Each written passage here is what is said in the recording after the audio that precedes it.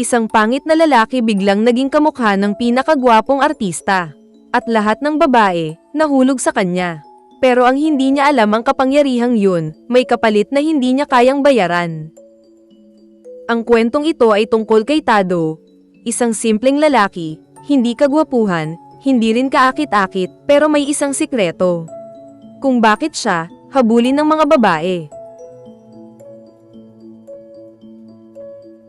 Isang araw, bago tuluyang bawian ng buhay ang kanyang lolo, iniabot nito kay Tado ang isang mahiwagang kwentas. Ayon sa kanyang lolo, iyan daw ang dahilan kung bakit nahulog ang loob ng kanyang lola sa kanya noon. Napangiti si Tado, akala niya biro lang. Pero bago mamatay ang kanyang lolo, ibinulong nito ang sikreto. Kapag tiningnan ng babae ang kwentas, magiging kamukha mo si Papa P sa paningin nila. Nanlaki ang mata ni Tado. Talaga, lo. Pero huli na ang lahat, dahil tuluyan ng pumikit ang kanyang lolo. Sa mga sumunod na araw, sinubukan ni Tado ang kwentas. At doon niya napatunayan, totoo nga ang sinasabi ng kanyang lolo.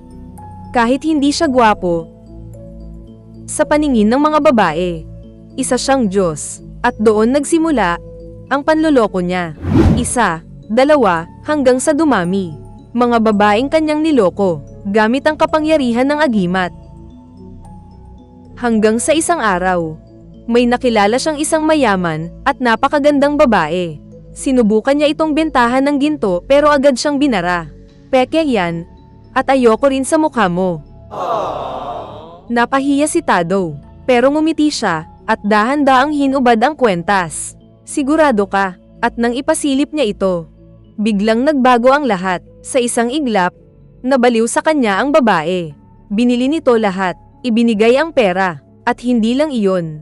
Ginawa niya itong sunod sa Niren, parang alipin, at sa sobrang kapangyarihan, lalo siyang nalulong. Pero isang gabi, habang siya ay natutulog, nagpakita sa kanyang panaginip ang kanyang lolo.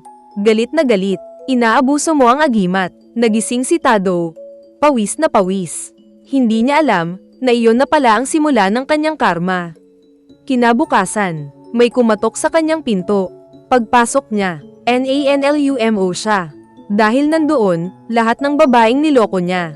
At bago pa siya makapagsalita, bog, hinampas siya sa ulo. Pagkagising niya, nakagapos na siya, hubad, at hawak na nila ang kwentas. Pinatingin siya rito, at sa pagkakataong ito, siya naman ang nakontrol. Simula ngayon, ikaw ang aso namin. At parang nawalan siya ng sariling isip. Tumahol siya, sumunod, nagmakaawa, pero walang nangyari. Paulit-ulit nila siyang kinokontrol, pinaglalaroan. Hanggang sa tuluyan siyang mawalan ng dignidad. At sa huli, napagtanto ni Tado. Akala niya, siya ang magpapabaliw sa mga babae. Pero ang totoo, siya ang nabaliw. At siya rin, ang naging alipin ng sarili niyang kasakiman.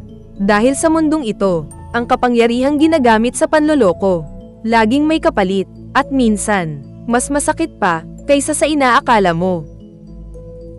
At dito nagtatapos ang ating recap. Kung nagustuhan mo ang ating video, huwag maiyang mag-like sa ibaba. Maraming salamat po. Disclaimer lang po, ang video na ito ay para lamang sa recap, review at commentary, alinsunod sa fair use. Wala kaming pag-aangkin na mga larawan, eksena o tunog mula sa pelikula.